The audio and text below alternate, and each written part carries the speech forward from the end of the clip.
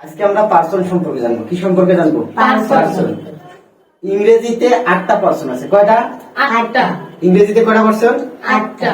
এরা হলো I, we, you, he, she, they, it, যে কোনো নাউন। এখন হেড স্যার একদিন চিন্তা করলো এদের মধ্যে একটা পরীক্ষা নেবে। কি নেবে? পরীক্ষা নেবে। পরীক্ষা হলো, ফলাফল প্রকাশ করলো। ফলাফলে 2 জন ফার্স্ট হয়েছে। কয়জন ফার্স্ট হয়েছে? 2 জন। আই আর উই ফার্স্ট হয়েছে। কি হয়েছে? আই আর উই ফার্স্ট হয়েছে। আর সেকেন্ড হয়েছে একজন। সেকেন্ড কয়জন হয়েছে? একজন। ইউ হয়েছে সেকেন্ড। ইউ কি হয়েছে?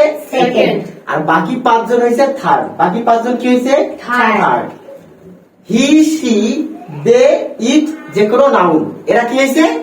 থার্ড হয়েছে। এরা কি হয়েছে?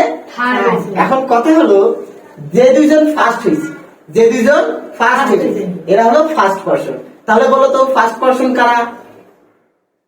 I, we. উই। তাহলে ফার্স্ট পারসন হলো আই, উই। যে ব্যক্তিটা সেকেন্ড হয়েছে সে হলো সেকেন্ড পারসন। বলো তো সেকেন্ড পারসন কে? ইউ। ইউ। তাহলে সেকেন্ড পারসন কে? ইউ। এই যে বাকি 5 জন থার্ড হলো, এই বাকি 5 জন হলো থার্ড পারসন। কোন পারসন? Third person. তাহলে বাকি 5 জন কারা? শি। শি।